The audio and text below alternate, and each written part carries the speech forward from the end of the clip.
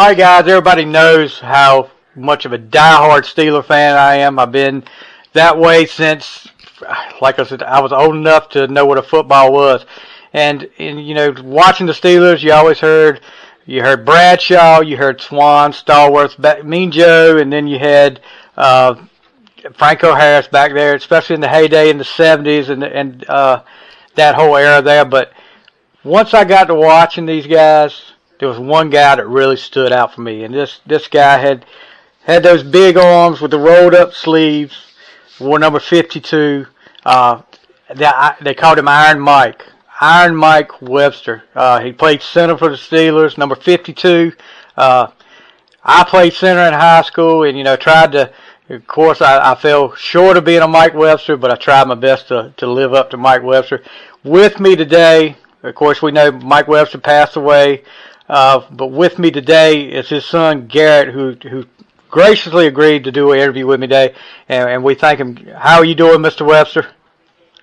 I'm doing good. A little cold up here in Pittsburgh, but I think all around the country it seems like the weather's been real weird these last couple of weeks. Yeah, we had it was kind of warm here. I'm in North Carolina, so we had a little warm spell over the weekend, but we had a really bad storm come through here last night. It's kind of breezy today in the 60s. I don't know how it is in Pittsburgh. I'm sure it's a little colder in Pittsburgh today.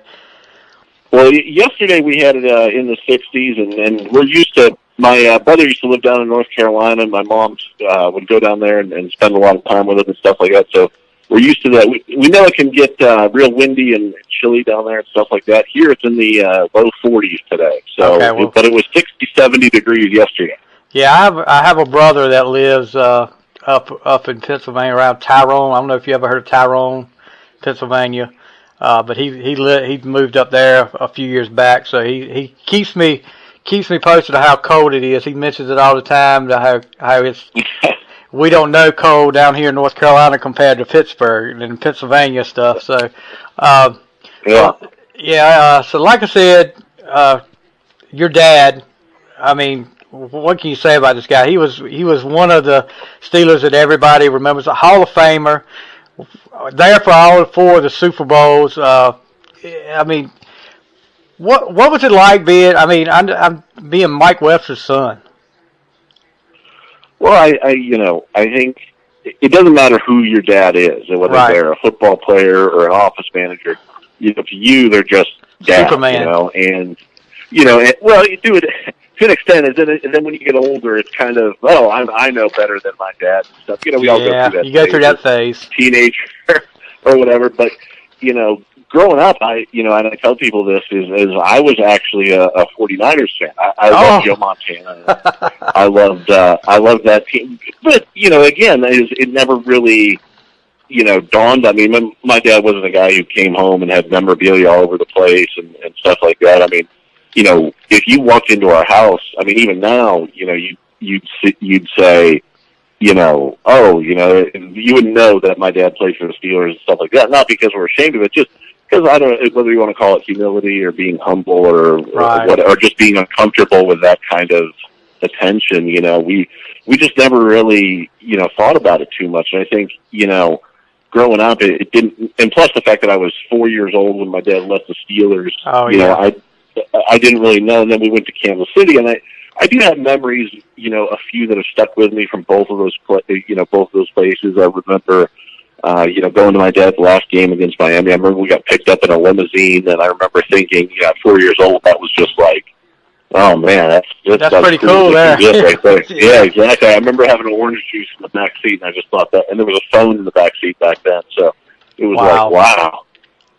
and then, I remember Kansas City. I remember that smell of athletic tape because Dad would take us down to the locker room, me and my brother, my sister and stuff like that. When she was here little, she'd take us down there, and I remember seeing the guys having the turf burns from the AstroTurf on their legs and knees and stuff like that. And I remember those things, but it never really was a my dad's just doing this big profession or anything like that. Usually it was people around us who would make a big deal about it, and we would just kind of not really not really let it sink in. And unfortunately, it wasn't until my dad really passed away that we really understood how much, he meant to people and how much people looked up to him. And, not just, people around the league or people involved with football, but just regular people, people around Pittsburgh, people in Kansas City who were, wonderful to him. And, God knows the Steelers have fans pretty much everywhere. So it didn't really matter where we went. There'd be somebody, whether, we'd have our last, we'd sign in with our name or, whatever, and people would know who Dad was. And that's kind of where it sunk in that, he was, he was a big deal. And a lot of it too, and he would say it was because of that team in the 70s that, they were the first team to win those 4 Super Bowls, and it took so long for anybody to match them or to tie them or, and stuff like that. And they had characters and they had personality on that team. And there's a lot of guys on that team, if you're in Pittsburgh, that kind of, it's almost like each player has their kind of little cult of fans. Everybody's, a fan of all the players, but, each player, on that team and on those teams, and even to this day, the Steelers that are there, they all have their kind of little fandoms and stuff. And it's really is a neat thing. It's a lot like a college or a high school atmosphere, with those big league teams. And it's something that's really, it's sad that we didn't get to experience with him when he was alive and really understood that. But, it's something that has really eased the pain of his passing away. And unfortunately, some of the stuff that we've had to go through since then, the fans and the people around have been just wonderful. Yeah. Well, like I said, so you must be around the same age. Well, no, if your dad retired when you were 4, right? Well, I'm 35, okay, so my dad I'm a little bit older. He retired when I was 7, or right before I turned 7 was Kansas City. But I was 4 when he left. When he left Pittsburgh in '88. Okay, because I'm a little bit older. I'm 46, so I just remember, like I said, those big arms and that big offensive line he had. But it always seemed like he had such a good relationship and partnership with Terry Bradshaw. It was just one highlight, and back then, before of course, before the internet, before ESPN came around, you got to see maybe one game a week, and I was lucky to get to see a Pittsburgh. Oh, yeah. I was lucky to get to see a Pittsburgh game, but I got to see little highlight videos of each year. But there's one particular that always stands out in my head with Bradshaw, when they were talking about how Bradshaw wasn't always the sharpest tool in the shed, and he comes up, I think he gets behind the guard to take the snap, and your dad kind of raises up and looks at him like, "What are you doing?" And says, like points, "I'm over here." But it always seemed like they had a good relationship. Did you have any dealings with Mr. Bradshaw?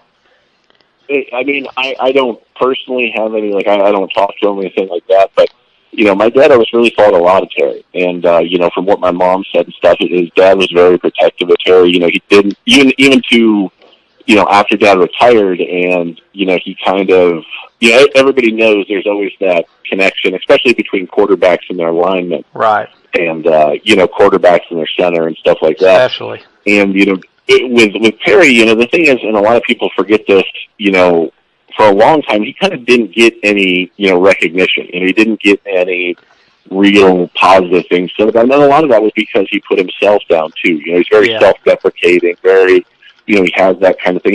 He's got a lot of, and I don't want to speak for him, but he's got a lot of self-confidence issues, especially back then and stuff like that. And that's something that my dad, was really, really worked on him with, help him to understand and read plays and stuff like that. And, with Terry, when he went to, high school and college and stuff, that was still in the day of, the quarterback just kind of drew up the play in the huddle and they just kind of went and did that stuff. In the 70s and 80s, that's when that reading defenses and all that kind of stuff was really, becoming an actual thing, And, I think with Terry, my dad, even before he passed away, when we'd watch, Terry on Fox, or we'd kind of flip through the channels or something like that and see him on there, and he'd be making fun of himself. And, Dad would be mad watching that because he didn't like Terry talking bad about himself. Me and my dad used to argue. Like I said, I was a Joe Montana fan.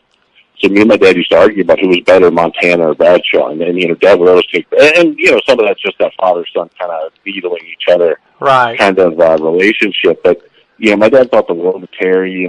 I think he, was very protective of him and very, he didn't like to see any of his teammates talk bad about themselves. He didn't like them to get too arrogant, but he didn't like them. He really didn't like them to talk bad about themselves or talk like they weren't any good or anything like that. And so Terry was somebody that, we saw it. He came to my dad's funeral and was just wonderful with us, and that just meant so much to get us through that time.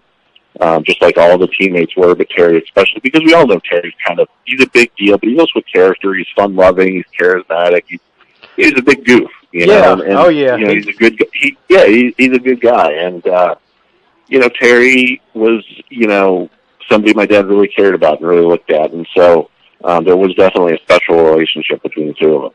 Well, your dad, a fifth-round pick. And, I was looking at this stuff, and I cannot believe, because back then in the draft, there was so many picks. Fifth round, pick 125.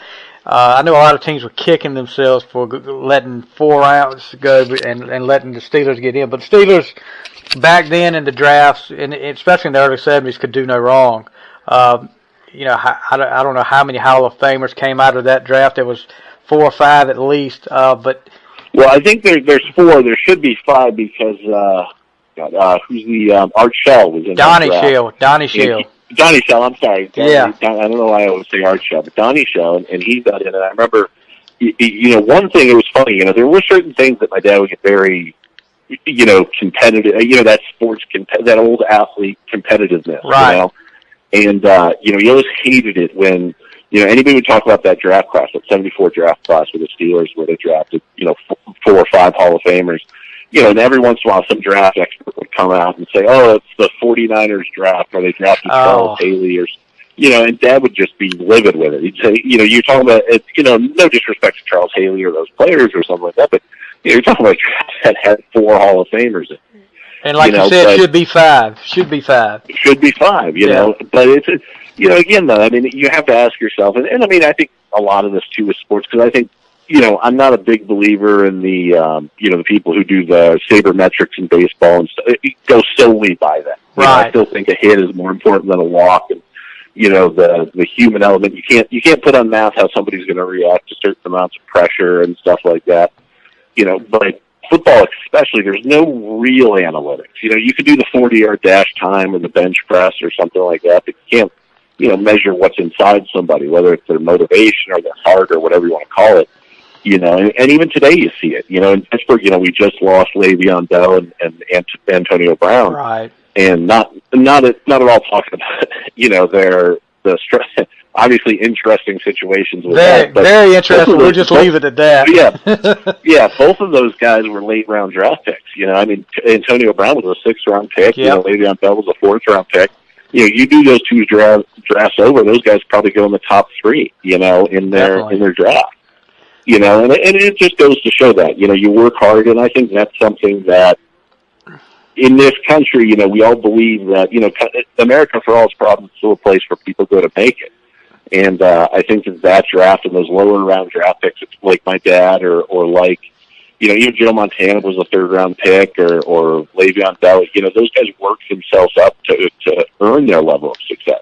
Yep. And I think that's why a lot of these guys get those fans. And I think with Dad especially, because he was undersized, he was a smaller guy, he was a throwback. He kind of had the Pittsburgh, a blue-collar town mentality. Exactly. That's why. Yeah, and, and you see that. You see towns that players, you look at L.A. with Magic Johnson. Magic Johnson's the perfect guy for Los Angeles. Exactly. He's Showtime, kind of thing. And it kind of, you like guys that represent your town. You like your teams to represent your town.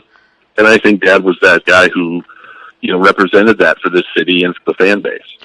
But that team back then was a perfect fit, Pittsburgh. Like you said, your dad, there was a lot of blue-collar players on that team. I mean, you had a lot of undersized. Your dad was undersized. You look at a guy like Jack Lambert playing middle linebacker. He was undersized. But he was tall, but he was about 190. Yeah, 190 pounds. But, it always helps when you got that big front four to keep him clean, too. Oh, yeah. Yeah, but, your dad played for Pittsburgh for 14, 15 years, from 74 to 88. And I'll tell you, in the days of I'm just glad if there's one good thing about the internet, being able to watch these old Steelers games, like the first Super Bowl against Minnesota, it was so weird though to see your dad playing special teams and not playing center though. I was sitting there, I'm looking, I'm like, 52 is supposed to be playing center. Yeah, well, the thing is back then, even though my dad, when he came into the league, he was 6 foot, and now he always was listed at 6'2", but he was probably about 6 foot or 6'1". And when he came in the league, he was only about 225. And it's funny because in high school, I got a chance. There was, in high school you had these projects to do, and I did something about being a coach, or being some kind of coach. And I met actually Dad's old offensive line coach, Radikowski. His name was Bad Rad. Okay. Radakovich, I'm sorry.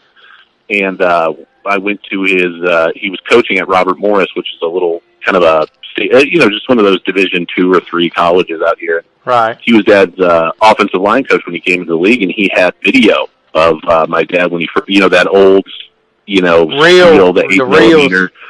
Yeah, the reels. And, I watched that and stuff, and I was watching it, and I was like, and this was in high school, when I was in high school, and the high school players then were bigger than those guys were. Yeah. And,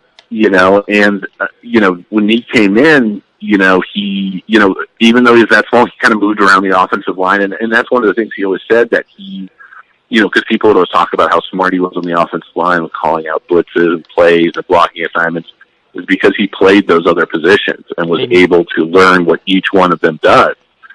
And, as for special teams, one of the things, and it's funny, one of the biggest, the only thing I know for sure, 100% that my dad took absolute and total pride in, and with, he wouldn't, take a lot of attention when it came to, the Super Bowls or the Pro Bowls or any of that kind of stuff. But, he was always so proud that he snapped for extra points, field goals, and punts. He was the long snapper.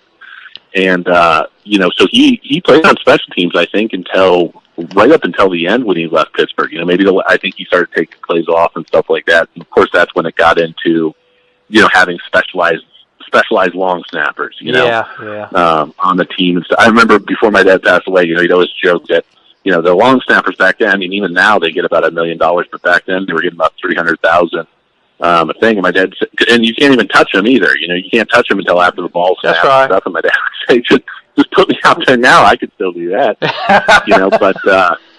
But yeah, those first years, and ahead of him was Ray Mansfield, who was another, amazingly good center, that taught my dad a lot and stuff. And it's kind of crazy with Pittsburgh, having that legacy at center. Oh, definitely.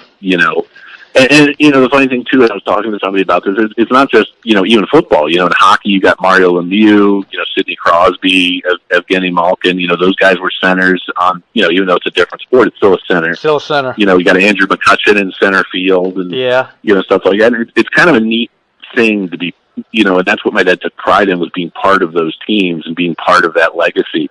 And that's something that's here in Pittsburgh. Marquise Pouncey, Dermontti Dawson, who's, in SEC country there at Kentucky. Right. There's a lot of guys who come from that area, who are part of the team, and they, kind of bonded together and did something at that point that nobody had done before. Yeah, well, you talked about the center for 42 years, it was only 4 men started. Mansfield, your dad. Then your dad kind of mentored Dermontti Dawson, and then Jeff Horton. I mean, look at those 4 guys right there. That's 4 Hall of Famers right there. Should be. And now you look at Pouncey. Pouncey now. I mean, like you said, that center. Everybody talks about the quarterbacks, and I don't know how you feel about the quarterbacks. A lot of people are saying, it's time for Ben to go, but come on. The guy just threw for 5,000 yards, and I think the thing is, I think Ben would say this, and I've never talked to Ben. I don't know him at all or anything like that, but having that offensive line, it is, in the Steelers for a lot of years they ignored their offensive line there. They did, during those years when, and those were the lean years too. Those were the lean years, and I think you see with a lot of these teams, look at New England up there with Brady. Brady does not get sacked a lot. Doesn't get he's touched. Not a guy, who barely ever gets touched. And then you look at a guy like Peyton Manning, who was in Indianapolis, and I mean, he got, there were some years there where he was all right and didn't get didn't get hit too much, but he got beat up and had that neck injury and stuff like that. Or Dan Marino down in Miami. Those that offensive line, that's the engine that makes the team go. And that's the key. I think one of the things too that Dad really revolutionized was that center position. Up until him, the center was just kind of the guy who snapped the ball and took out the nose guard. When Dad came there, it changed. He was the guy. There was a difference because people forget that Pittsburgh was one of the first teams that did real complicated blocking schemes and zone blocking and all that kind of stuff.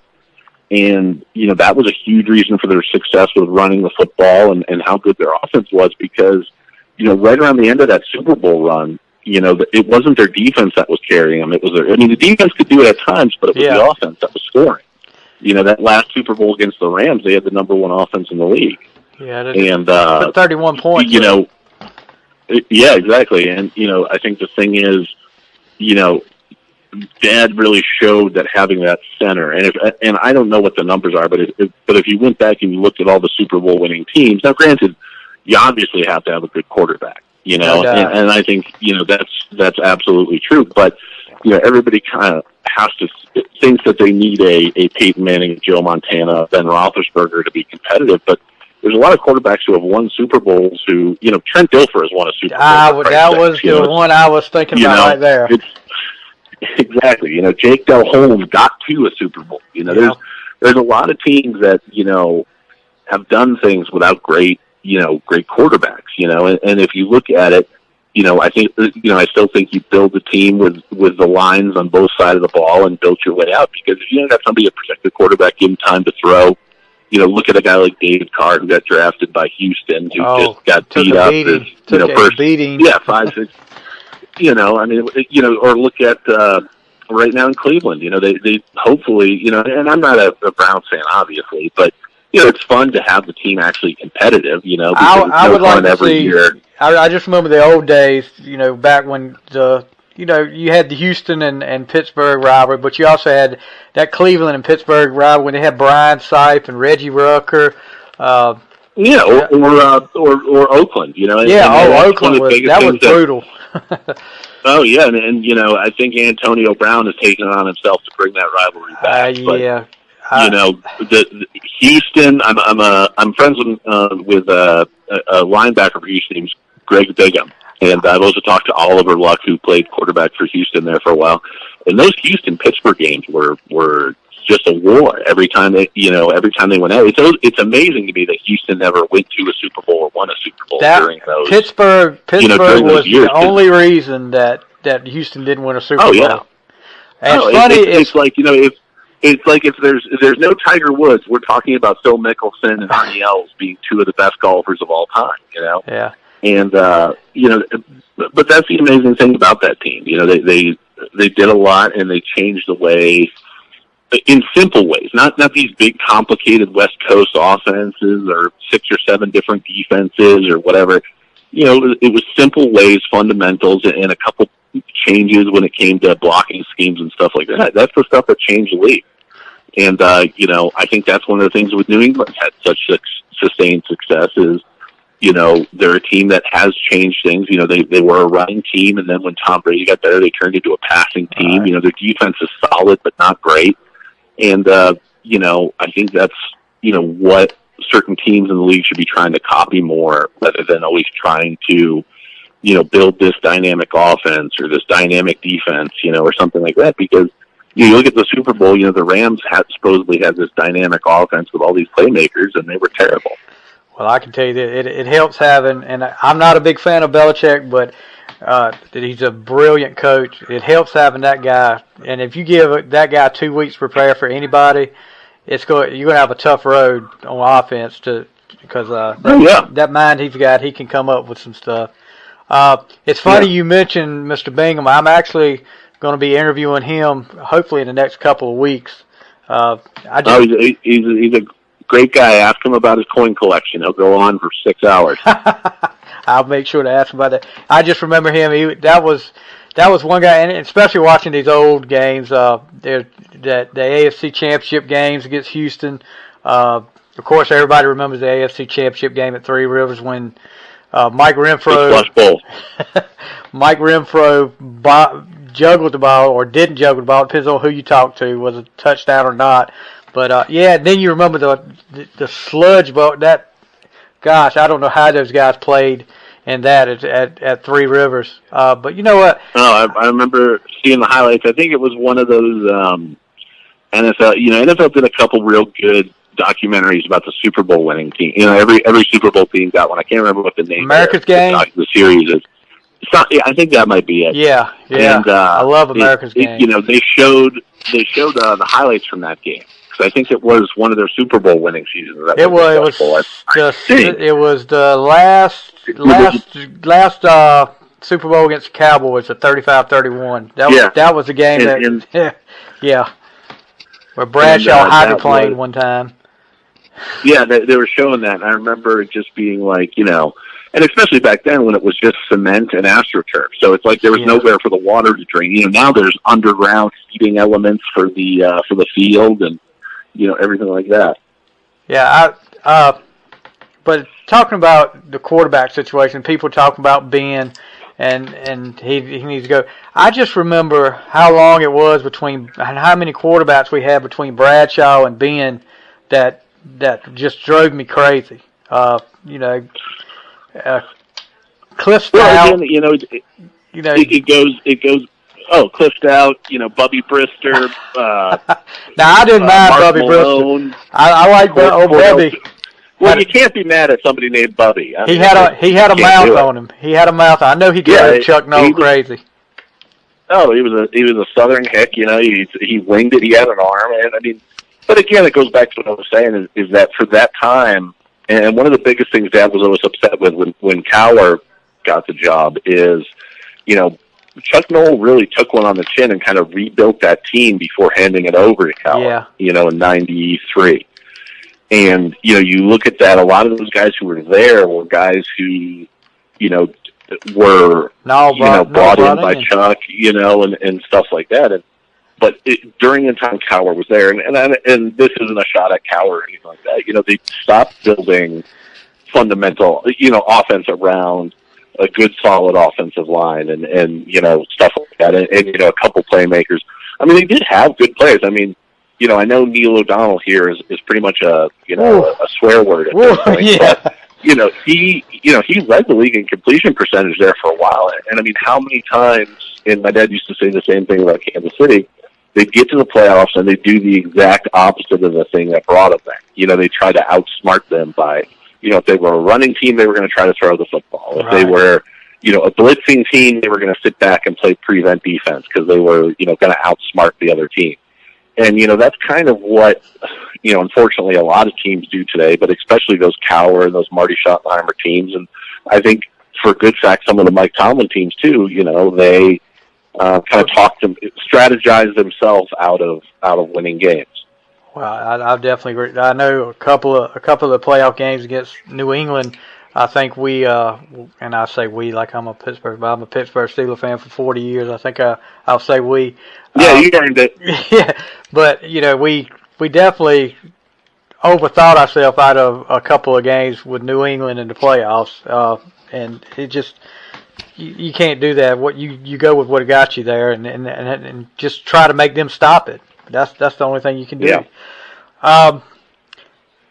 You mentioned Chuck Noll. What was your dad's? How did your dad? It sounded like he thought a lot of Coach Noll. What was his relationship like with him? Well, I think anybody who's ever been on a team, it doesn't matter whether you're a professional athlete or you're in grade school. Whoever you are, more than the coach. It's at the end of the day, the coach called the wrong play there. They should have done this. Something that. And I think that's, every player, but I think the other thing too is that Dad really respected the way Chuck Noll coached that football. He wasn't a big rah guy. He wasn't, he expected the guys to be professional, to do their jobs and, stuff like that. And if you look back at those teams, and I always say, and again, I'm not a fan of Belichick's either because, I don't know, he just looks like an old grouch, but Belichick is Chuck Noll 2.0. Pretty much. he doesn't bring a lot of attention to himself. He, eats and breathes football. He knows when to say things and stuff like that. And, that's, a big part of who Chuck Noll was. I think if there was any big things that Dad didn't like about Chuck Noll, I think, again, it goes back to, the treatment of Terry there for a few years with how Terry was playing. It seemed like Terry was always under this cloud of being benched or traded or something like that by Chuck Noll. And so, some of that deservedly with some of the throws Terry would make back in the day and stuff like that. But, I think that my dad really respected Chuck Noll and really loved playing for him. I don't think he would have wanted to play for any other coach, and, I think the thing, Chuck too, he really loved Dad and Terry. I remember at Dad's funeral, Chuck Noll made the trip. This was when he was, obviously getting much older and stuff. Right. He took the trip up to come see, be at Dad's funeral and talk to me and tell me how much he loved my dad and stuff like that. And, he when my dad left, Chuck Noll gave him a miniature Lombardi Trophy replica. And, he had paintings done of his, most, the players who he really cared about and stuff. And Dad was one of those guys who was lucky enough to get one. And, I think that, obviously from everything, people have said about my dad, he'd pretty much be a coach's dream. He showed up, didn't miss games, did his, was in the weight room, did all that stuff, led by example, wasn't a me guy and everything like that. And, I think Chuck Noll's record speaks for itself, and I don't think he gets the attention he deserves historically. I think that, everybody talks about Bill Walsh or, Mike Holmgren or some of these other guys, and I think Chuck Noll gets overlooked quite a bit. Thank you. I've been saying that for years, and it's not just because I'm a Steelers fan, but how do you overlook a guy that was the first coach to win 4 Super Bowls in 6 years? I mean, well, and not just that, but right after. People forget how bad the Steelers were until he took over. They were garbage. Pittsburgh was a baseball town up until that '70s run. And understandably so if you go back and you look at the Steelers' record up until that point. That's like, you take an unknown coach, you put him in charge of the Cleveland Browns right now, and he goes off and wins 4 of the next 6 Super Bowls. That's what Chuck Noll did, and people forget about that. It's always, it was the offense, or it was the defensive line, or it's because, Mel Blount was a thug, or because of their linebackers, or because of steroids, or something like that. Nobody ever gives Chuck Noll the credit for what that team did. I think, and I won't say it was say it was his best coaching job, but if you look at that '89 team that started out the first 2 games and got outscored 92-10, and then makes the playoffs and has Denver in the divisional playoff game on the ropes, almost takes them out. That was probably one of the best jobs he did, because if you look at that team, there was a lot of young guys on there. Weren't expected to do much, with good reason, after those first 2 games. But he guided them, and he coached them. He coached them, and they got them to that playoffs. And I remember that year. That year, and my dad always said the '84 season when they went to the AFC Championship game against. Unfortunately, they got crushed by Miami in that game. But they Ben said that was if he would have done that coaching job with that team, one of those '70s teams that missed the Super Bowl, they would have won it for sure. But yeah, Chuck Noll is a damn good coach, and I think that I think history will look back on him much better. But he definitely does not get the credit he deserves nationally. He doesn't get mentioned as much as a lot of these guys, like you mentioned, Holmgren and others. He doesn't get mentioned in the same breath as a lot of these guys enough, in my opinion. But I'm a little biased. Yeah. All right. I know. I'm pretty sure. One of the best organizations to play for, according to all these guys. I'm sure your dad just thought the world of the Rooneys. Well, him and Art. Art was a guy Dad loved, tremendously. He was a guy that, everybody told us how much Art loved my dad and stuff. I remember my sister Brooke actually did her high school book report on Art, on the Chiefs and stuff, and those guys and stuff. And but again, that was a different time. That's when football was a game and not a business. And that's exactly right. I think that's the other thing with Dad that his story kind of resonates with is, when my dad left the Steelers, in '88, that was the first year of free agency and, all this stuff. And I think that if you can look back to, people talk about how football's changed so much. If you really want to look back at where it started, it really started during that '88, the '88 off season.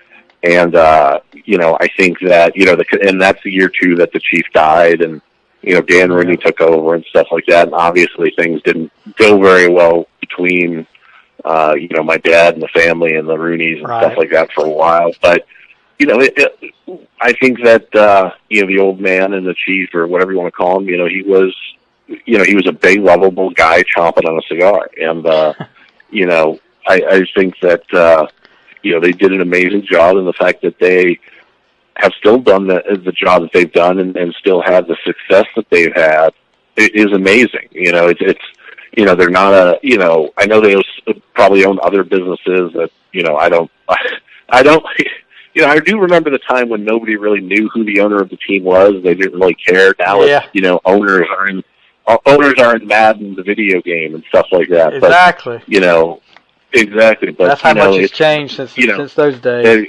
That's a perfect example of how it's changed. But, it was a different thing than that. And, again, just like I was saying, my dad wouldn't want to play for any other coach. I know he definitely wouldn't want to play for any other owner. Right. Well, you talked about the free agency when he left Pittsburgh.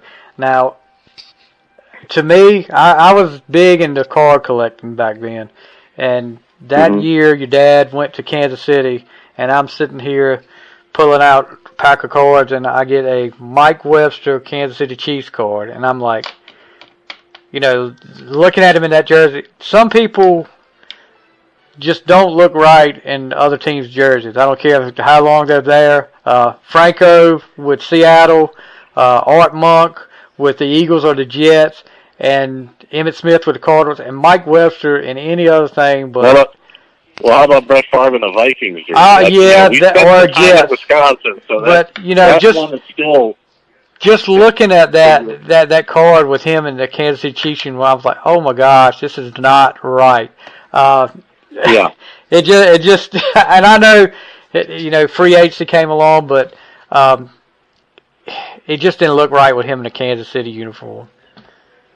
Yeah, I mean, at the end, obviously, the storybook ending is that he would have ended his career in Kansas or in Pittsburgh, and my dad, I think, definitely expressed some regrets that wasn't it for him, especially regarding the health problems he had and stuff. But I do know my dad was immensely proud of what he accomplished in Kansas City, and the Chiefs were absolutely one. There were numerous times that you can go on and still search some of the articles with Marty Schottenheimer, Carl. Those Chiefs teams, were probably the best teams that never won a Super Bowl. And I know that sounds like a backhanded compliment, but Kansas City, just like Pittsburgh, was absolutely terrible until Marty Schottenheimer got there. They went to the Super Bowl, early. The first year was in Green Bay, and then, but they had Glenn Dawson and Hank Stram as coach, so, they had some good teams then. But, Kansas City, they turned things around, and that's another kind of probably the only team that was similar to the Steelers at that time with Lamar Hunt as the owner and, Carl Peterson there and stuff. And they treated my dad with class, and my dad did very much so love playing there. And we have wonderful memories of the family of living there. Mine are mainly of the barbecue and how good that was. But, it was, and I know you're in North Carolina, so I know there's Carolina people, Oh yeah, that's different barbecue than Carolina barbecue. Just wish death upon me for saying that. But, Kansas City, it obviously was a weird situation, and I think that, I know my dad was definitely hurt that, Pittsburgh either didn't bring him back or offering him a coaching position, because that's why he went to Kansas City initially, was to be a coach. He was going to be the offensive line coach and assistant offensive coordinator. And, for whatever reason, he decided he wanted to come back and play another year or two, just, like all athletes, it's a tough thing to give up. Right. And, I think that was the draw. And, he was very proud of helping, Marty and all of them getting that turned around there, and the organization treated us wonderfully, and we had some good memories as a family there. But, I think there's obviously too something where, we do wish it would have just ended completely, and with him being healthy and, with that last season in Pittsburgh. All right. Okay, number 52 at Pittsburgh has never been reissued since your dad left. My question is, if you're not going to reissue, why don't you just go ahead and retire it? If anybody deserves it, I know they've done Mean Joe's, they've done. I can't think of the other. It's an older guy. I think there's only like 2 jerseys that are actually retired from the Steelers, and I mean, at the end of the day, I mean, that's something where, I mean, obviously nobody's going to wear that number again, although, I mean, and my dad used to say this, and I think it would be cool too. You see this in hockey, I think, and you especially see it in soccer. I'm a big soccer fan, so you see it in soccer where certain numbers carry a certain, not a mythical quality, but right. You only give them to special players and stuff like that. And if growing up, I played high school football with A.Q. Shipley, who's a center for Arizona, the Cardinals, and he's had a really solid career and stuff. And my dad knew him, and if he would have come to our family and said, "Hey, I want to wear 52 on there," we would have been okay with that. I would have said that's fine. Right. Or if Marquise Pouncey came and said, "Hey, I want the center for Pittsburgh should always wear 52." At the same time too, you don't want to disrespect, Marquise Pouncey, or not Marquise Pouncey, Jermani Dawson, or the other guys who played there and stuff like that, by saying, "Oh, it has to be Mike Webster's number."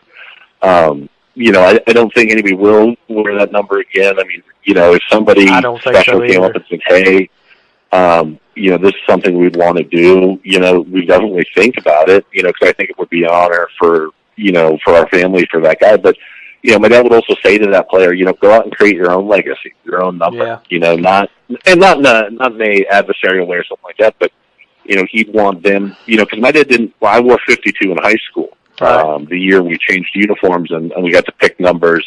I remember when the guy came up to me asking me what number I wanted to wear, I looked at him like he was crazy, "Come on, really?" buddy. Like, yeah, I'm pretty sure you can put it down yourself. But, I think it's one of those situations where I think it's really cool when an athlete on any team has their number retired. I think it's one of those things that, the kids look at and stuff like that. But I also think it's one of those things, too, where certain players can be forgotten. Now, granted, that's not, knock on wood, going to happen with my dad, but I think it's something where if certain players or certain types or a certain situation arises, next year, a center gets drafted from Wisconsin on the Steelers, and, he makes a big deal about Dad being, and he is my dad, his inspiration stuff, and he said, "Hey, I really want to wear this." And the Steelers say, then we're fine having that. Now, that doesn't mean we would want it to go into regular rotation and everything. No. Thing, but, if that's the case, I think that would be an honor, and I think my dad would think that was great, too. I think again, the Steelers too.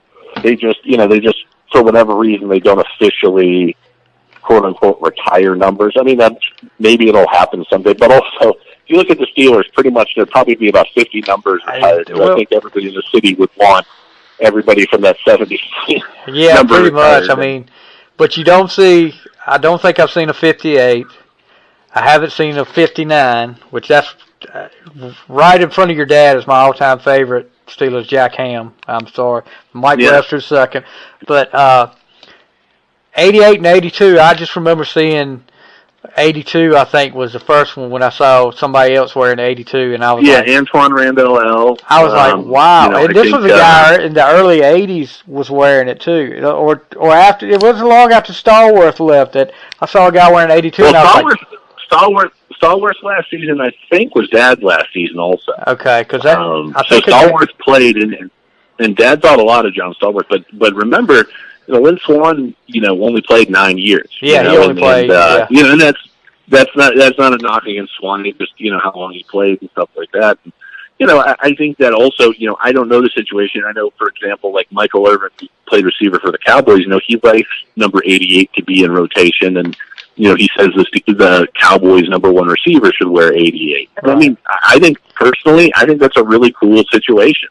Because I think it honors that player, and it also, is kind of a cool thing to kind of say, this is your legacy. Here you're going to be the leader. You're going to be, that guy. And like I said with soccer, I'm a big, Manchester United fan over there in England. Yeah, I've seen your post. The number 7 shirt there is kind of a big deal. Some of the best players they've ever had there. So somebody gets number 7, they better, represent it well. And if they don't, they're really gonna, hear it from the fans and the crowd. They're gonna catch it.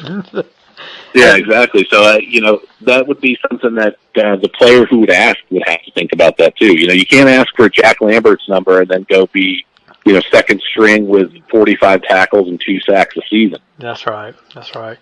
I've heard this story, and I don't know if it's so or not. I've been hearing this over the years about your dad. I know how dedicated he was to playing every week. About him staying in the hospital all week and then checking himself out of the hospital on Saturday and playing on that Sunday. Have you ever heard that story? Yeah, that story is true. I don't know my mom, if she was here, she just left to pick up my sister, but that story is true. I can't remember I know it was one of the middle 80s seasons. Right. When they were I think my dad herniated a disc or something. He was in traction, and That's he exactly got out right. and yeah, I remember my mom said that they didn't plan to go to the game. She got a call from the hospital wondering where Dad was, and lo and behold, he was there at the stadium. But my dad always had this, had the opinion that number one is that if you're not working hard enough at your job, or if you're not doing your job, somebody's going to take your job. Right. And he also had the thing is that nobody, like with snapping for punts and field goals, that represented to him that nobody's too good to quote unquote do a job. It's if you do a job, you should take pride in it. And you should do it, and do it as best you can. And that's something that I'm really proud of my dad. That's the lesson that I took from that. Right. And I think that's in today's day and age where you see so many players and people and stuff like that who say, "Oh, I'm too good to do that," or "I'm too good to do this." I think that's a philosophy that needs to come back a little bit. I agree. I definitely agree. Now, you think your dad, and I know you said your dad went to Kansas City to be a coach. You think if he was still around today, he'd be coaching? No, it pretty much at the end there. I don't think if he would have left the game healthy. Right, that's what I'm saying. I have no doubt in my mind that my dad would have, been a coach. I mean, pretty much everybody around the league thought he was going to. He actually interviewed, I think it was for Green Bay's head coaching position in, my mom said 84, 85. Wow. And turned it down and stayed, kept playing. And then I think Cincinnati one year offered him the offensive coordinator position, and he turned that down. I think that was when Sam Weiss took over or something like that. And I think that everybody, because again, like I said, my dad was, everybody knew how smart of a football player was, and that's one of the reasons why when he started struggling and having health issues and stuff like that, a lot of people thought it was him faking because they remembered how smart and how with it he was as a player.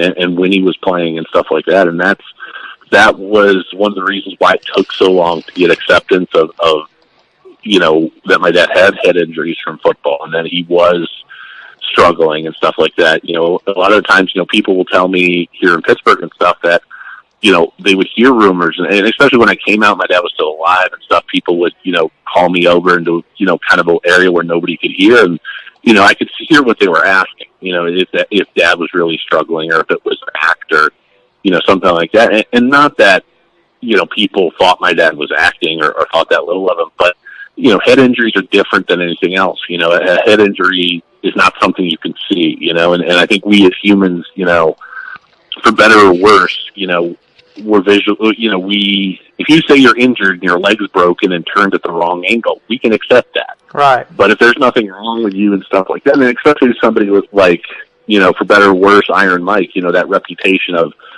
fighting through everything, I don't think anybody thought. Everybody thought, oh, it's just a.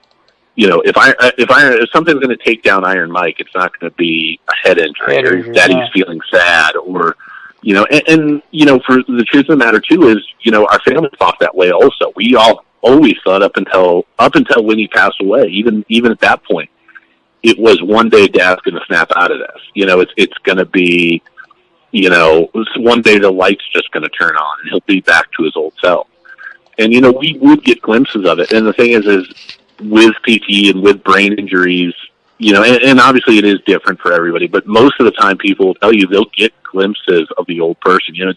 It's more of like dealing with somebody with an addiction issue. Unfortunately, we've all probably had someone that we've known as a friend or a family member that has, whether it be alcohol or drugs or whatever, you see glimpses of that person, the healthy person, and that's what makes you believe in them. But then, they get that addiction, they get that whatever in their life, and they're almost like you just can't believe who they are. And with somebody with a head injury, at least in my dad's case, it was, when he would struggle from it, it was like, who is this person? Right. When is he going to snap out of this? When is he going to get better? And, as a loved one, as somebody you care about, and whether it's his family or the fans out there or the people in the community who knew Dad or his friends, it was all, oh, Mike's going to get better, and, it's a tough thing to deal with, and to understand and to get acceptance of. Yeah, I played high school football. I was really undersized, and I played center. I was undersized at center, and I coach now. And I can tell you, when I played, if you got what they called it back then, getting your bell rung, you sat down for a second, and then you went back in.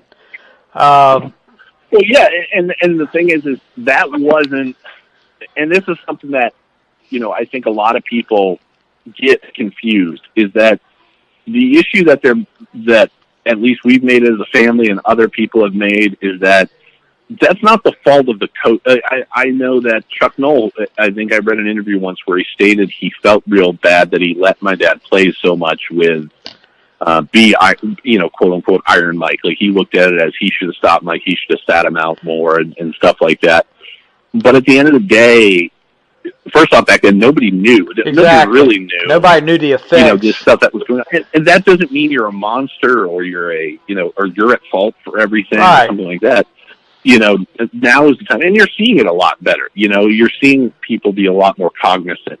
But even with growing up with knowing what my dad went through and stuff like that, when I would play even high school football. Now, again, this is 15 years ago, but even then, if I was out there practicing, and I hated practice, and one of my teammates wasn't on the field, it was, what the hell's wrong with that guy? And I couldn't see his leg facing the other direction.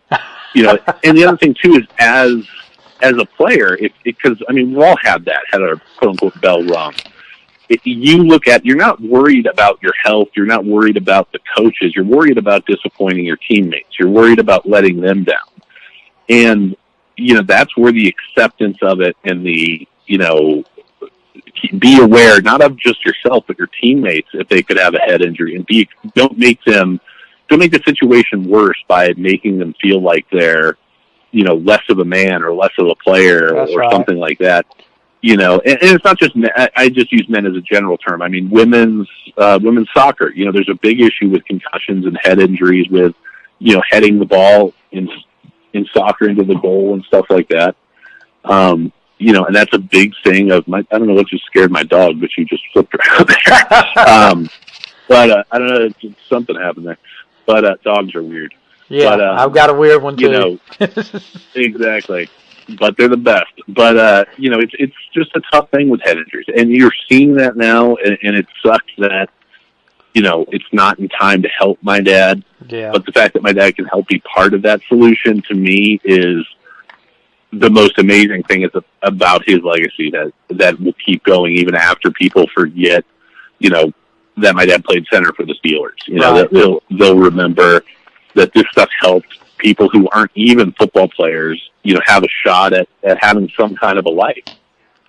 Definitely. Like I said, I'm a coach now, and the precautions you have to go through when someone gets a head injury now, They have to be cleared by a doctor. They have to be out at least 3 days, and have to go back and get cleared. If the doctor doesn't clear them the first time, they have 3 more days to wait. So they're not really chancing it like they used to. I mean, I've sat there and talked to my wife about it. We were talking about the whole concussion issue. It's been a while ago, but I said I'm pretty sure I've had at least 2. Because I spent the whole weekend after one game just nauseated and just didn't feel like myself. But it was just something you dealt with back then. You didn't really think of it as what it is today. And a lot of I don't know how it is in Pittsburgh, but in North Carolina, there's a lot of. I'm at a small private school, and we actually play 8-man football because our enrollment is so low that we have to use. We're lucky to get. I think we had 13 or 14 guys on the team last year, but a lot of the public schools, like in the bigger areas, like in the Raleigh-Durham area, Chapel Hill, which is big areas, they're having trouble fielding teams now because of that issue. I believe it's the head injury issue, but. Football is always going to be football to me, and I know your dad, just like you said, he was Iron Mike, and I just wish things could have been different back then, and they could have figured this out, because it would have been great to talk to you and your dad today, but I just really looked up to the guy, and like I said, I didn't get to pick my numbers in school, but I got as close as I could. I got 55, so there you go. But 52 wasn't available, but I sure would have wore 52 and wore it proudly if I had it. But look, I'm not going to take up any more of your time. This is probably, and I'm not just blowing smoke here. This is probably one of the best interviews I've done. I've done a few with some former Steeler, Levon Kirkland, and I've done a few with some more athletes. But talking to you about your dad, this has just been one of the best interviews I've done. I've really enjoyed this, and I just thank you. Really thank you for taking the time to do this. Oh, thank you. Thank you for having me. And like I said, I'll try to keep up with a little more soccer because I see you're a big soccer fan, but I have a hard time keeping up with that soccer. Oh, don't worry. I used to hate it, and it's not for everybody. So go ahead and enjoy whatever you like. I'll stick with my Steelers, but hope to get to talk to you again. But like I said, thank you again, and you have a great day, buddy. Thank you. All right, bye-bye. Bye-bye.